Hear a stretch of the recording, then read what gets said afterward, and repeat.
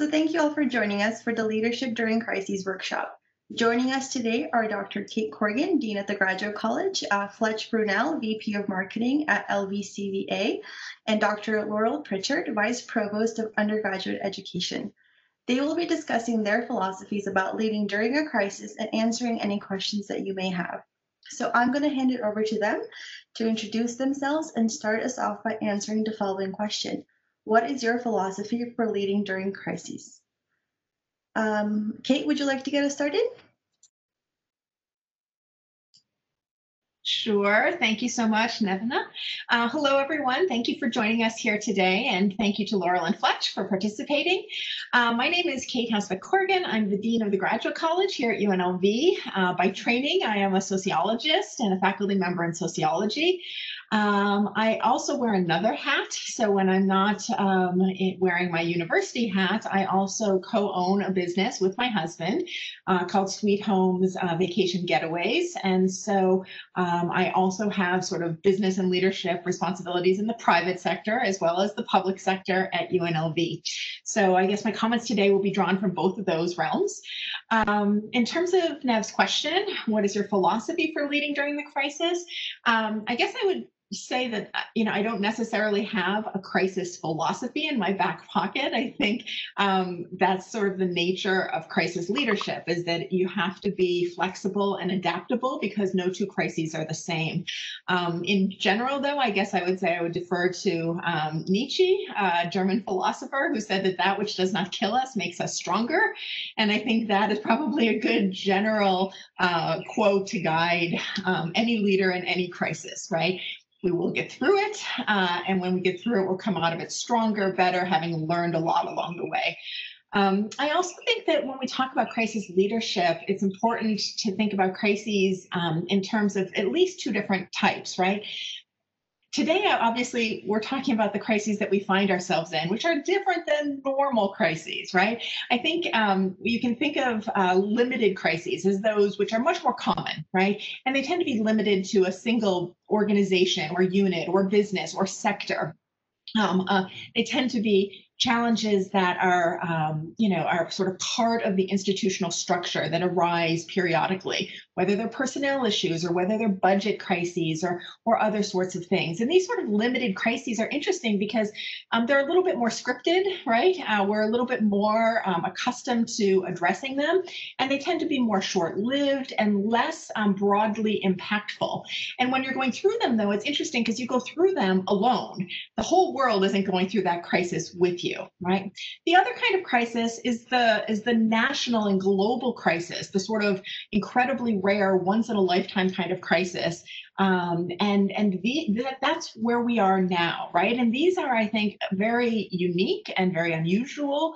And for that reason, these big, major crises are much more unprecedented. They're unscripted. There are no norms in these kinds of situations. And so where we find ourselves now is in the midst of one of these, right? There isn't a script, and all of our norms of how we generally interact and do what we do to fulfill our mission, whether it's at the university or in the private sector or otherwise, has been turned upside down. It's all topsy-turvy. And I would say that in this moment in history, we're not facing one crisis. We're probably facing at least three. The pandemic, of course, the recession resulting from the pandemic, and then the simultaneous crises of social justice in this country. And so it's a time of what I would describe as radical flexibility, right? We talk about thinking outside the box. Well, during these big types of crises, the box goes away, right? There's no box to think within. And so it takes a lot of agility and adaptation and flexibility. And I think in these moments, my philosophy is to let the core values that you hold and that your organization holds be your North Star, right? Those are the principles that you look to figure out how to continue to meet your goals and achieve your mission despite the topsy-turvy circumstance you find yourself in, and to use those values as your North Star to prioritize, right? To mitigate risk first, to protect your team and your constituents, and then to figure out how to move forward from this kind of uncertainty into some sort of new normal to survive the crisis and begin to envision what good can come out of it at the end. And I think we'll probably talk more about that along the way. So I guess my philosophy is just that. If it doesn't kill you, it'll make you stronger. Stay flexible and nimble. Let your values be your North Star. Communicate, communicate, communicate, over communicate. And at the same time, you're over communicating, read, listen, and learn. So we're all lifetime learners, but during a crisis, we all have to relearn how to do the basic things, right? And so rely on others, use your network, share information, and that'll help you get through. So with that, I will pass it on to opening comments to my friend Fletcher Brunnell. Fletch? Hi, hopefully you can hear me. I'm assuming you can now. Very good. So as with all Zoom or other meetings, there's always technology crisis right before you start a meeting, and you've got to go and switch to a phone or switch to something else. So that was my experience for today. So my name is Fletcher Brunnell. I'm actually a native of Las Vegas, so I was born and raised here. And I liked UNLV so much, I went there twice. I have my undergrad degree in accounting, and I also have a master's in business from UNLV. And when I think about my career, I've been in the gaming industry, the hospitality industry since 1985. And when you think about the crises that we've gone through, there have been several in Las Vegas that have occurred, whether or not it was 9/11, whether or not it was the Great Recession, whether or not it was October 1, which we've got the anniversary that's coming up tomorrow, or where we're at today. It seems that there's always something that's going to come up that's going to make you have to change the way you think and pivot. And that's going to be one of the key words you're going to learn throughout your career, is whether or not it's a small crisis or a big crisis like we're in today, you're always going to have to pivot and make adjustments. But to Kate's comments earlier, you've always got your North Star as to what you are about, what your brand is about, you personally as well as who you're working for. So to that end, you want to stay true to that as your North Star. The other thing is, and it may sound flippant, but it's really not, never waste a good crisis. When you get into these situations, you know that you need to change the way you've done business before.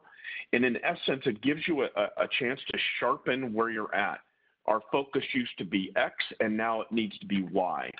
So when you go back to finding the important few things, it really does help you focus on what those things are when you hit a crisis. Because you're always busy every day with so many other things that take your attention away from what needs to get done. It really does help you sharpen where you need to be. And to that end, and Kate already mentioned as well, you've got to be flexible. You've got to make sure that you understand that everyone in a dynamic situation needs to be flexible. So you can't dig your heels in. You got to be able to adjust. And for us, when the pandemic and the destination closed, so I work for the LVCVA today, the Las Vegas Convention and Visitors Authority, and our task is to drive visitors to the destination. Well, the destination closed down on March the 16th. So how do you do that? Well, for us, it was, let's go talk to our customers. Let's go and find out what they're thinking right now. How do they feel about the COVID outbreak? How do they feel about travel? Who will travel when it's time to travel again? What are they thinking? So for us, thankfully, we've got resources where we're able to go out and talk to 300 national, a panel of 300 people nationally, another 100 when you take a look at our regional markets of Arizona and California and Utah, and see what they're thinking. And at the end of the day, it was about preparing for reopening the destination and having the right type of messaging that actually was supported by what the properties were doing. So to that end, partnerships, partnerships, partnerships, and to Kate's point earlier, communicate, communicate, communicate. When you think you've done enough, you haven't, because you have to tell people 3 to 5 times for them to really have it sink in as to what we're trying to accomplish. So going back again, be flexible, make sure you understand who your partners are and what they're trying to accomplish, communicate, and again, don't waste a good crisis, because you can always make adjustments and sharpen where you're trying to go. So to that, I'll stop speaking and turn it over to Laurel. Laurel? Thank you, Fletch. It's really my pleasure and honor to have been invited to this panel. And it's such a timely topic, and I'm glad to be able to share whatever whatever I have learned in my time in a leadership role. So I'm the Vice Provost for Undergraduate Education at UNLV. That encompasses a wide variety of things, but chief among them is campus-wide leadership for student success initiatives at the undergraduate level. Also, the Office of Online Education is part of my unit, which has, as you can imagine, has been a very, very busy group of people over the past few months.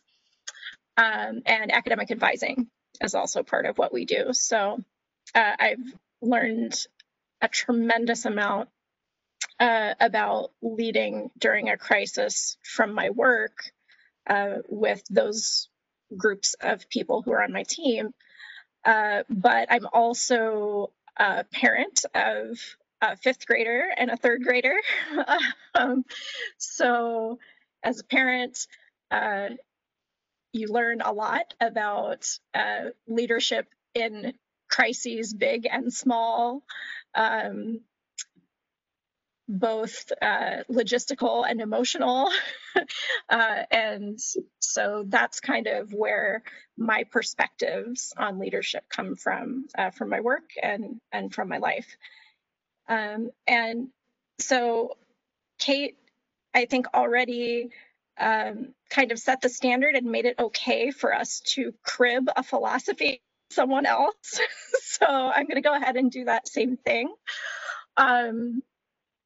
So the philosophy that I have found most useful leading during crises is actually borrowed from our provost, Chris Heavey. The two words that he embraces during a crisis are calm and care. And I have found those two things to be incredibly, incredibly helpful to me in leading my team, particularly during the crises that we're all facing together at this moment. I think in order for people to do their best work, or even to do an adequate level of work, they need to feel safe. And if you can lead with those two things, with a sense of calm and with a clear sense that you care, not just about the people on your team, but about all of the other groups of people that you need to work with to get through that crisis, that helps to support that sense of safety, that feeling that we are physically safe, we are financially safe, or at least not less safe than anybody else in this organization. We are emotionally and psychologically safe to talk about the things that we are worried about, to talk about our concerns. So if you can keep calm and make sure that people understand that you care about them as individuals, that goes a long way toward being able to lead a team through such a crisis. Thank you all so much. So you mentioned the importance of effective communication during a time of crisis. Can you tell us about what does clear and effective communication look like in the day-to-day? So when we think about clear and effective communication, again, thinking back to the current crises. So in normal cadence, when we think about, and again, going to the vantage point of the LVCVA, we work with all the sales, marketing, operations departments within all the properties in Southern Nevada. So to that end, making sure that in a normal situation, maybe you talk once a month, maybe it's once every other month. I can tell you that for us, we increase the cadence to talking at least once a week, if not more often. So when you think that, again, going back to communicate, when you thought you'd had given enough information, you really do need to just get on the phone, get on a Zoom call, and make sure that people do understand what you're all trying to accomplish collectively, and make sure that things continue to move in the same direction. So again, it's all about making sure that you have more frequent communications during a crisis. Make sure that they're trusted communications as well. I think Laurel talked about making sure you stay calm and they know that you care. Those are important components to having empathy for what they're going through as well, because frankly, during crises, you have to make tough decisions. And unfortunately, during this one, when you take a look at the recession that Kate talked about, people unfortunately have had to lose their jobs and their livelihoods, and that's not something anybody takes lightly. And nobody likes to have to make those decisions, but unfortunately, trying to ensure that organizations survive for the long term and will be a benefit to the community, you have to make those decisions, and you also have to communicate those things as well. So hopefully that gives you a little bit of information, and we'll pass it over from there to Kate.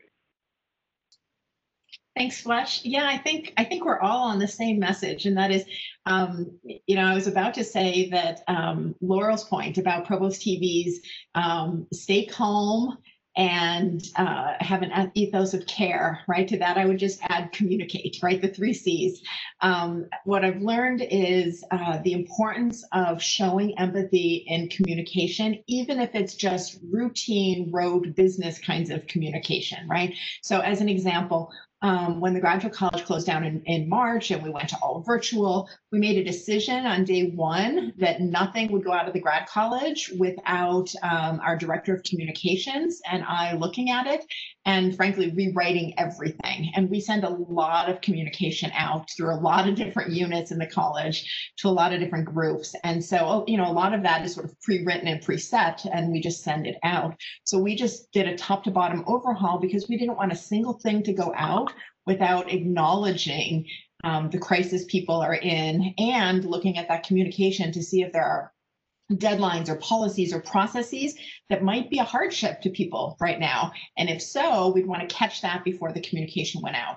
So I think thinking about both the content of the communication, making sure it's clear, making sure that it's still appropriate in the context of the crisis from the perspective of your constituents, and making sure that you're showing empathy and care is critical.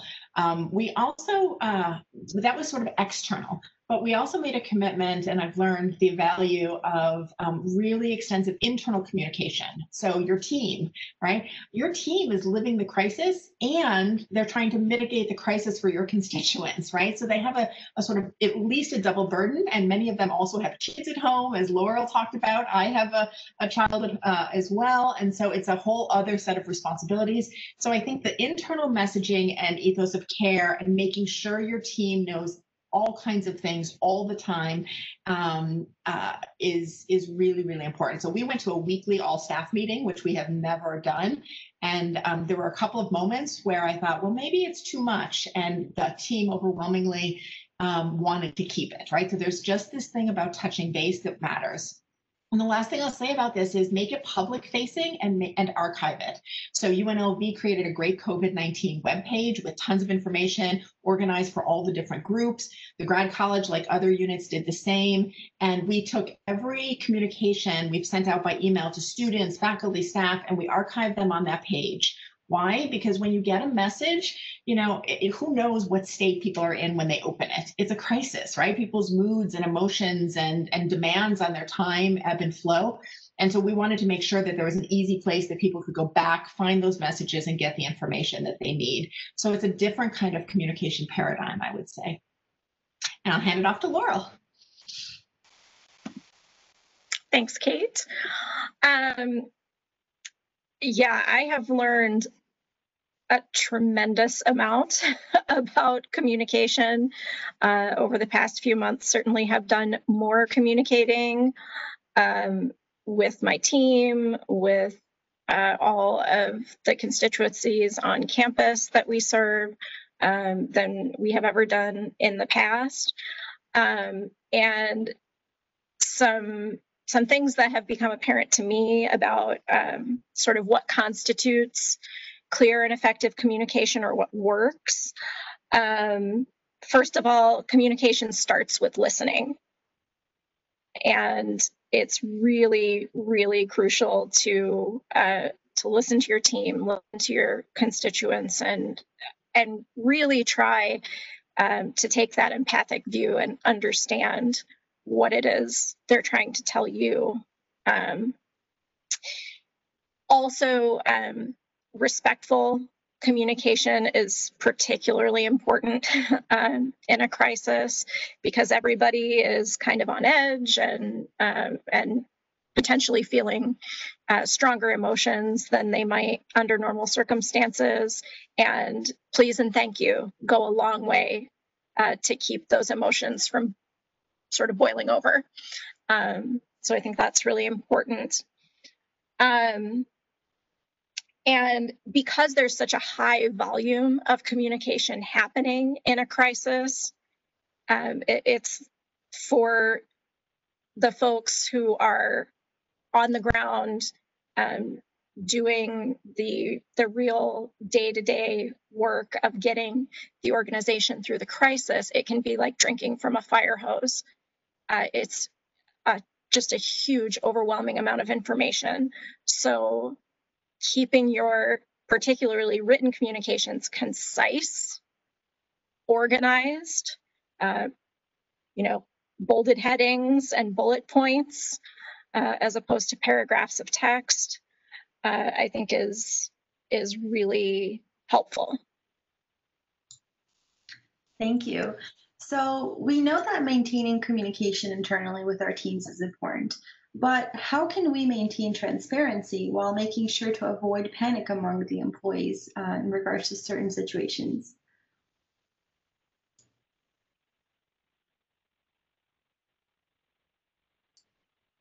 I'll jump in on this one, I guess.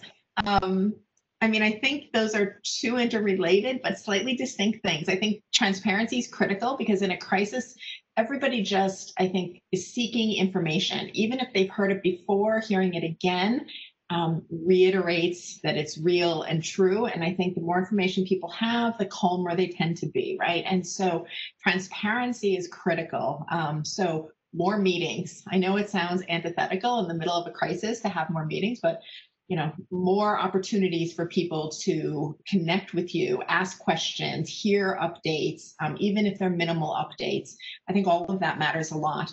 We also did something from day one where we started a spreadsheet. So it's one spreadsheet with tabs for every unit of the college.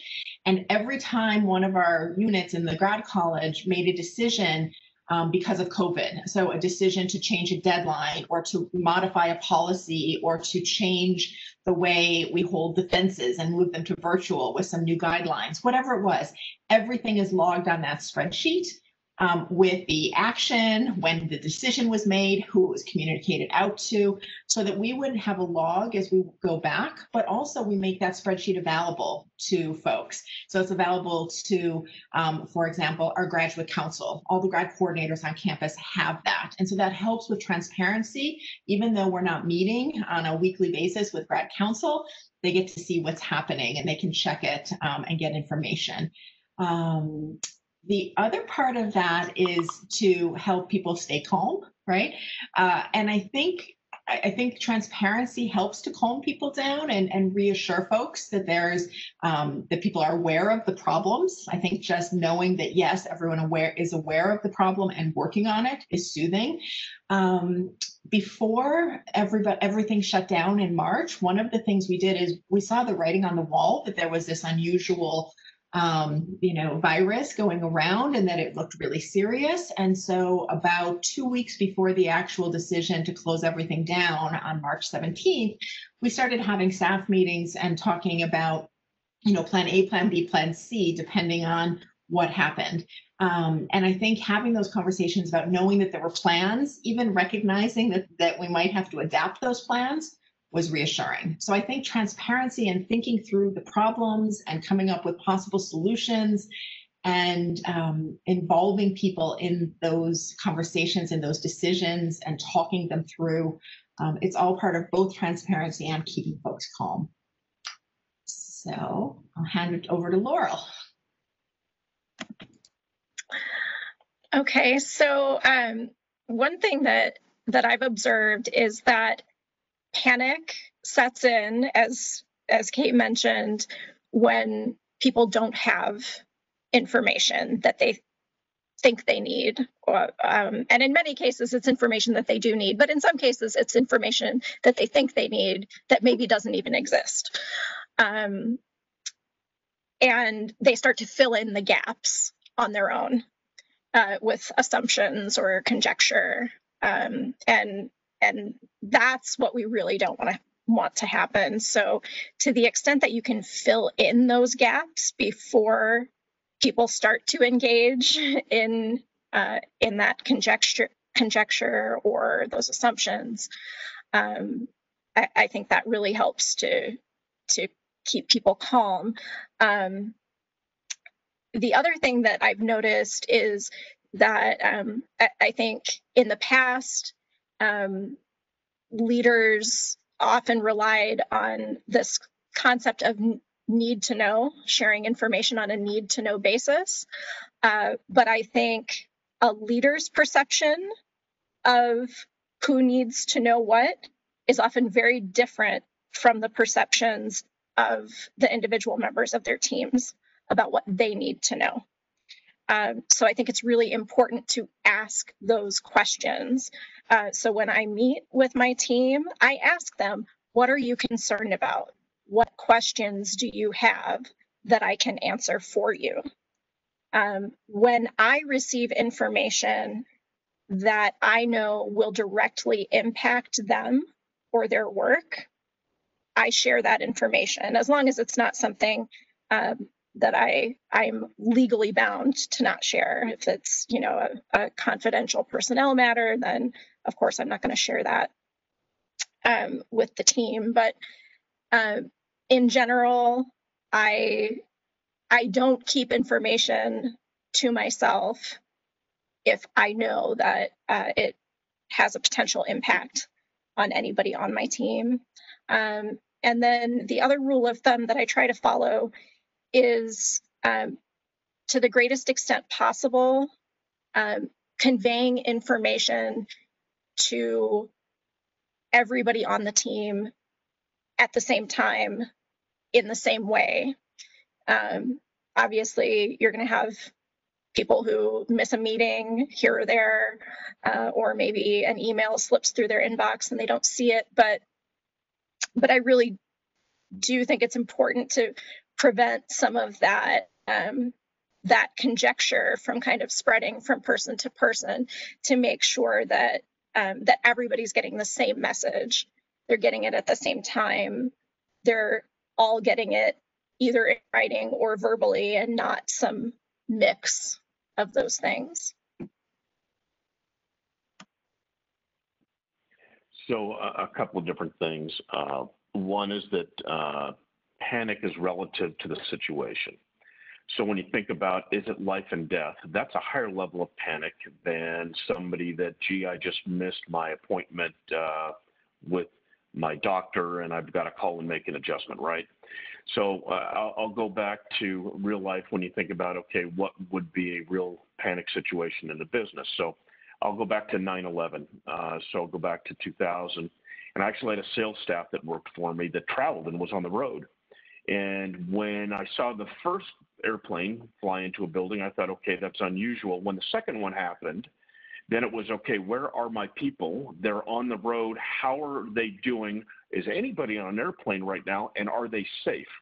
So it's all relative in terms of the situation. So right now, when we think about the current pandemic, it's been a slowly unfolding situation, so it doesn't require the same type of care. You can have a little bit more time to think about things as opposed to having to make a split-second decision. I brought up the anniversary of 1 October. When that was happening, real live, that's fast decisions. You've got to go and move and do things differently than you would in a normal type of unfolding situation. So again, think about it as relative. So you do have time to think about certain things in certain crises. The other thing, though, is as a business, typically you have a crisis plan.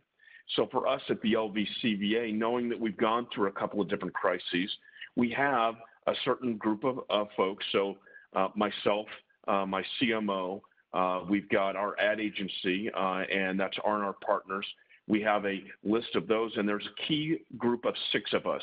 We would be on the first call in the middle of the night if something happens. It's the strike team to determine how bad a situation is.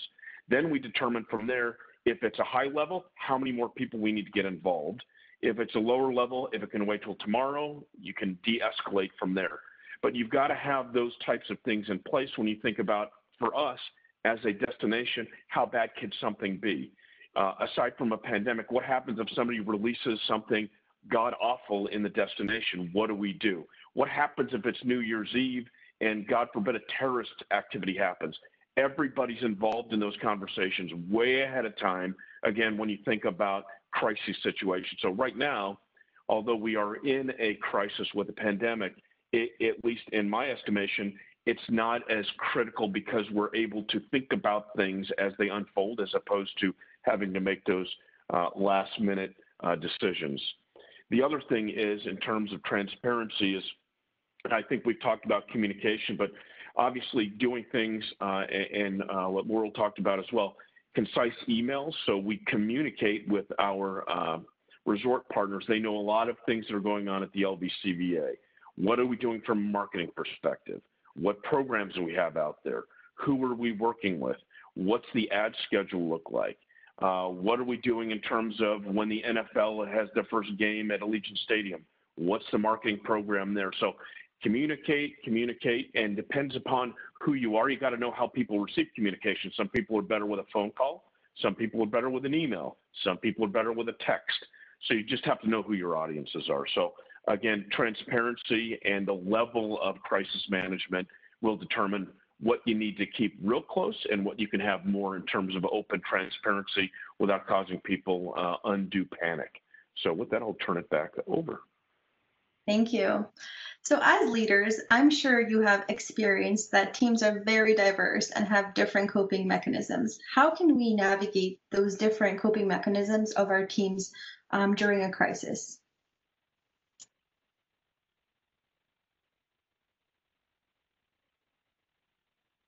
I think Laurel should start that one. Yeah, sure. I'll take the first crack at that one. Yeah, so this becomes particularly apparent during stressful times or times of crisis. And I guess the key starting point is to try to assess, okay, what are the different coping styles that I am seeing on my team, and are there any that are truly problematic for the functioning of the team and potentially toxic to the rest of the team, because those are the ones that you definitely want to address.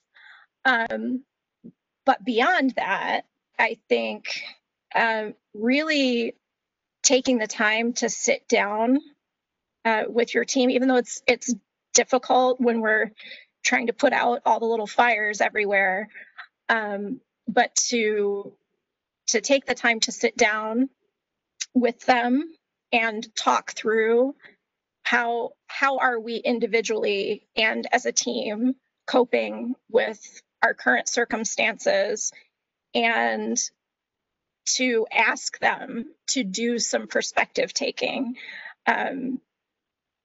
with regard to why might another person respond to this particular stressor in a completely different way than I do. What is their frame of reference? And ask them to share their frames of reference with each other, so that they do have some understanding of why there are these differences in the way other team members are responding or behaving or showing up or not showing up in the ways that they would under normal circumstances. So I think that's really important. And then when you do run into coping mechanisms that just really cause dysfunction for the rest of the team, then sometimes those require some more focused conversations with individual members of the team to really get at, okay, help me to understand why you're responding in this way. Help me to understand why you've missed the last 3 staff meetings, and what can we do to help you deal with whatever stressors you're dealing with in a way that's going to allow you to be a part of the team and help us move forward. And sometimes that requires bringing in some help. I've found, at least at UNLV, the employee relations team in human resources to be very helpful in that regard, sometimes just as silent observers of these conversations, but also as providers of advice on how to navigate some of these issues.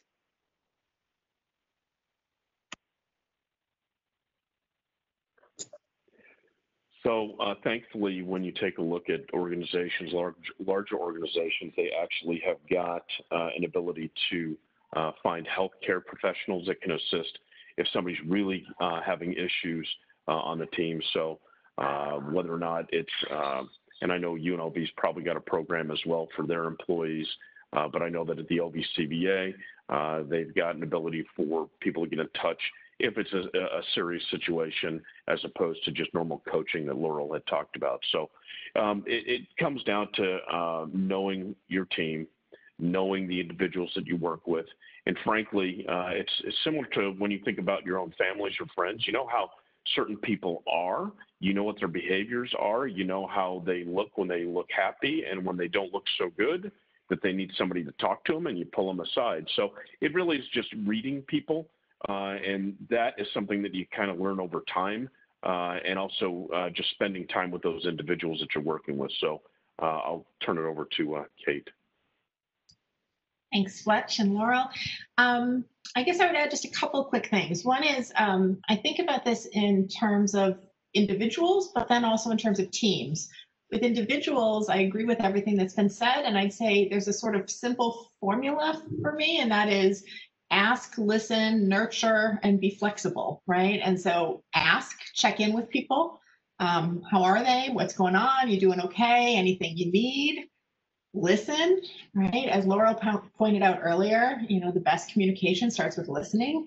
And so too with empathy, and so too with making sure that you're supporting your team and the individuals in the team in the ways that they need, because they all need different things. Some of them need a joke. Some of them want to talk politics and rant about that. Some of them want to tell you about their kids or what's going on at home. Some don't want to say anything, and that's totally fine. But meet them where they're at and just listen, right? And then nurture. So I know that that's often a sort of feminine verb, and as women who are leaders, we're not supposed to emphasize the nurture sort of approach. But I would say whether you're you identify as woman, man, or whatever, nurturing is a human connection, right? It's the ability to say, not only have I listened to you, but I hear you, and maybe there are things I can do to help, right? Or to brighten your day, or to in some way respond in a way that's nurturing and that helps them along. And the last thing I'd say is be flexible, right? As leaders, we have some control of the work environment, and sometimes it's structural changes to the work environment that help release some of the pressure. So, folks who are parents, especially of younger kids, maybe they need to jog their hours a little bit. Maybe they need to start at 9 and work, until 4 and then pick up and do an extra little bit. It's, after the kids go to bed. Flexibility in schedule or other kind of structural ways can sometimes, release some of that pressure and make your team's lives easier. The last thing I'd say about teams, just briefly, is keep in mind that within a crisis, you have the crisis itself, but then there's lots of little crises that happen, right? So it's not like there's one monolithic crisis, and those crises impact teams differently, right? So, maybe most of the teams in the grad college or in our business sweet homes are doing well once we've settled into the new normal after the pandemic, for example. But then there are other little crises that pop up that really add additional stress to particular teams or units in your organization. And it's important to pay attention to those ebbs and flows of crises and stress within the larger crisis umbrella, so that you're supporting those teams at the moments when they especially need it, right? Because not all teams or units are going to face the same stressors at the same time as we work through a crisis. Thank you. So as you mentioned, a crisis requires both patience and understanding from leaders. But what ways can you still hold the team accountable for their work? How do you go about communicating that?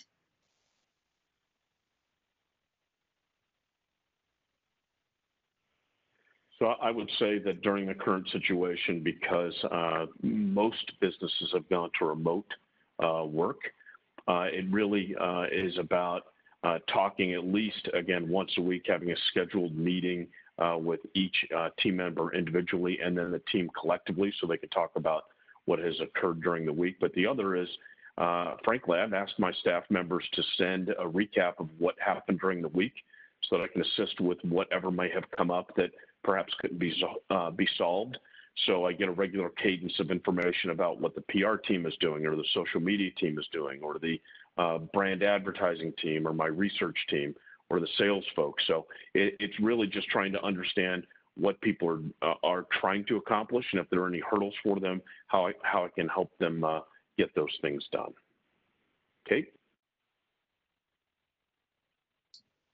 Yeah, I agree. We do a ton of cross-team collaboration in normal times, but even more so in times of crisis, so that teams are keeping one another abreast, including me, of what they're doing and what they're struggling with, and it becomes a kind of all hands on deck. So that works at the team level. At the individual level, personally, I haven't found so much the need to keep people motivated. I feel like if you support individuals as employees and treat them with the values that you've identified in your organization, then they feel supported by you, and they want to turn around and support our constituents, right? And so I think not losing sight of the values and the mission. And as long as we remain mission driven, like who are we serving and how is this crisis impacting them? And knowing that we can do our job well and make their lives better feels good, right? And so recognizing and acknowledging that, I think, is a positive way to encourage people to do what they do so well, to do their jobs and to make a difference, regardless of what industry you're in. So that would be my sense. Laura? So I think this is a really important question, because one of the things that we've seen, particularly with this transition to remote work, is I think we've all experienced, it can be challenging to be working from home and stay focused on the things you need to stay focused on, to not get distracted. And so part of a leader's job is to help their team members navigate that. And so I've found it helpful to make sure that everybody has clear deliverables on their tasks, that there's some way for them to communicate to me or to show me, okay, I've completed this task, I've met this goal, this case is closed, whatever it may be.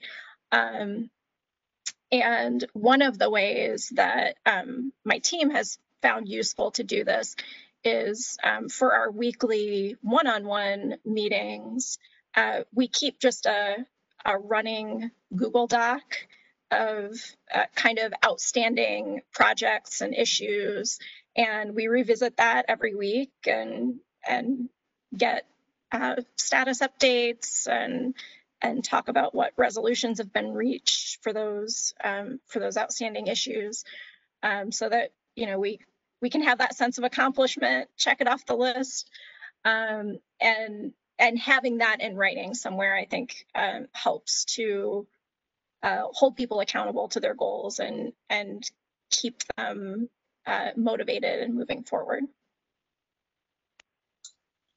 Thank you. So we've talked a lot about our teams, but when a crisis hits, as leaders, we still have to fulfill our daily responsibilities.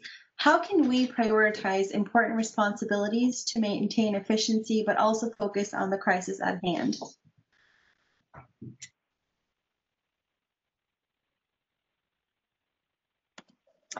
So I'll, I guess, take the first pass at this.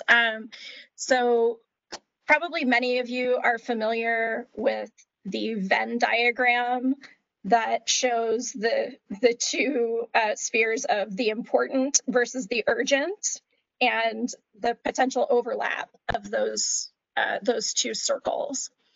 And sometimes there's a lot of overlap, sometimes there's less overlap, and I think there's a lot of potential in a crisis for there to not be very much overlap, for all of those little urgent things that seem like they must get done today to overwhelm the important things that need to be happening on an ongoing basis.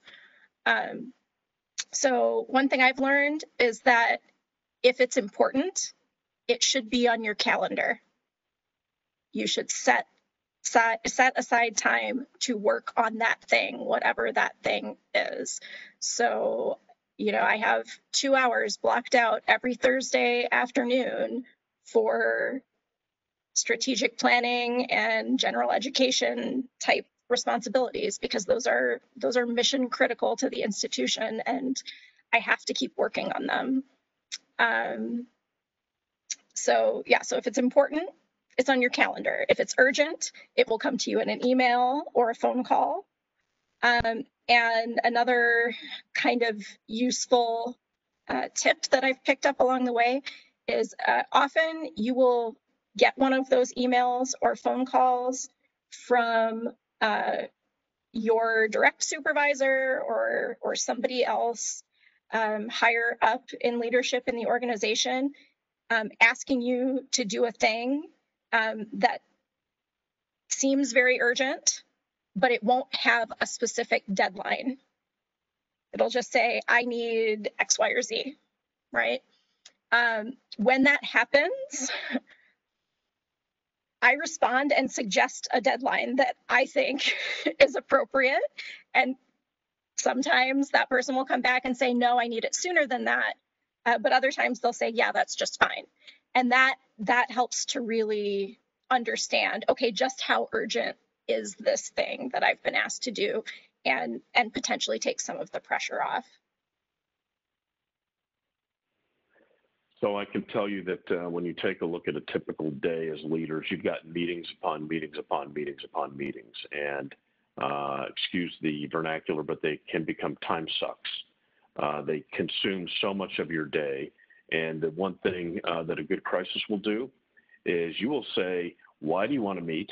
Is there an agenda? And if there isn't one, don't meet, because it's not that urgent then. You're trying to get down to the vital few that are really important when you're in a crisis, and not trying to solve everything. Well, this can be pushed off to next month. Then it shouldn't be talked about right now, because right now we're in the midst of whatever the crisis may be.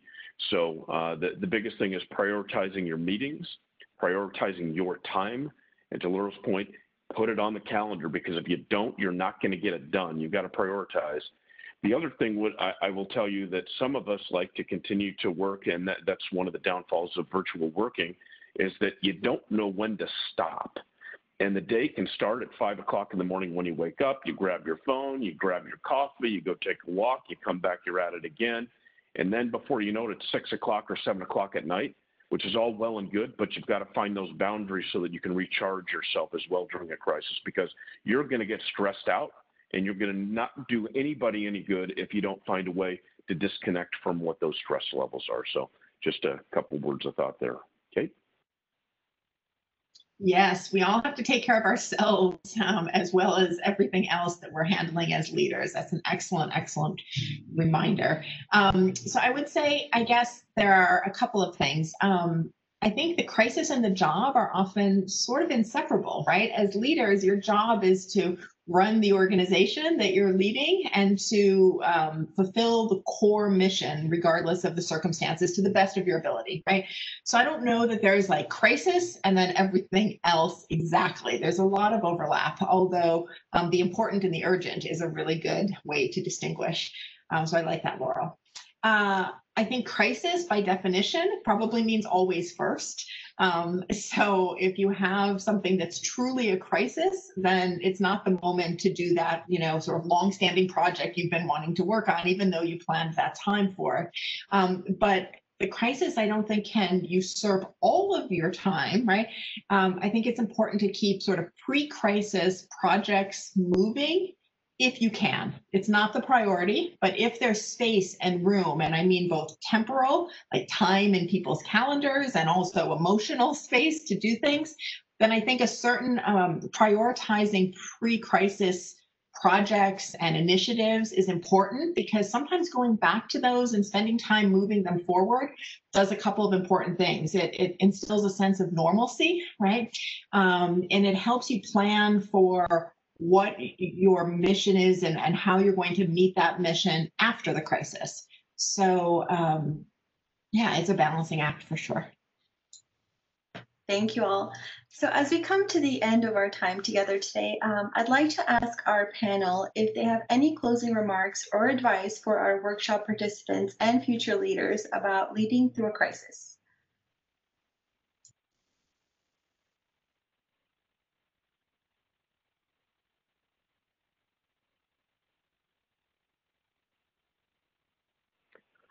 So I think I'm going to go back to the old adage in England, stay strong and carry on. Keep calm and carry on. You've got to be able to, as a leader, when you're leading people, you've got to be able to stay calm in situations where there are crises and be able to see through the different challenges that are there and quickly prioritize, again, depending upon what the level of the situation is. If it's something that's really urgent and there's a life and death situation, that's a lot different than, well, maybe we just won't meet this one deadline. How do we deal with that situation? So you've got to prioritize and, again, keep calm and carry on.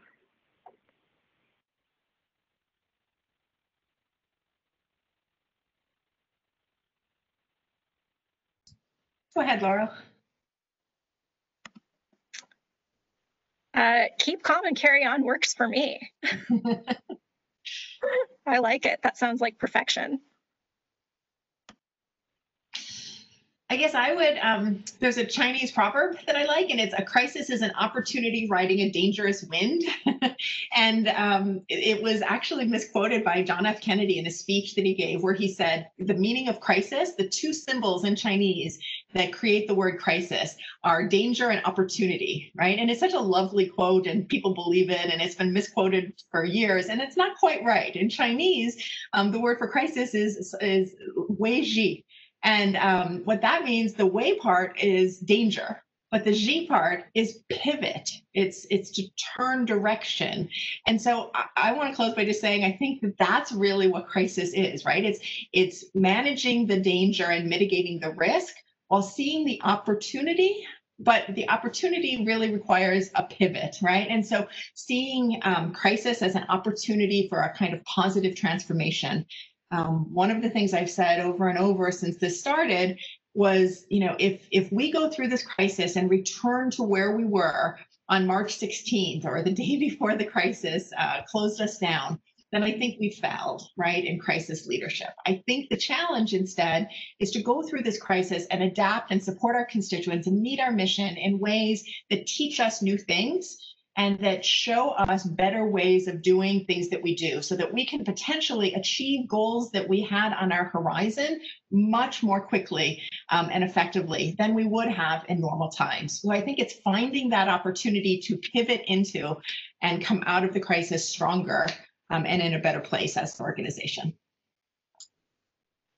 So thank you all so much for sharing your time and expertise with us today. Your advice was extremely valuable. And I'd like to thank our participants for joining us today. Just as a reminder, we will be posting this workshop on the Graduate College YouTube channel within a couple of weeks. And we will see you all at our next workshop. Have a good day, everyone. Thank you. Thanks. Bye now. Thank you. Thank you so much. Take care. Be well. Thank you.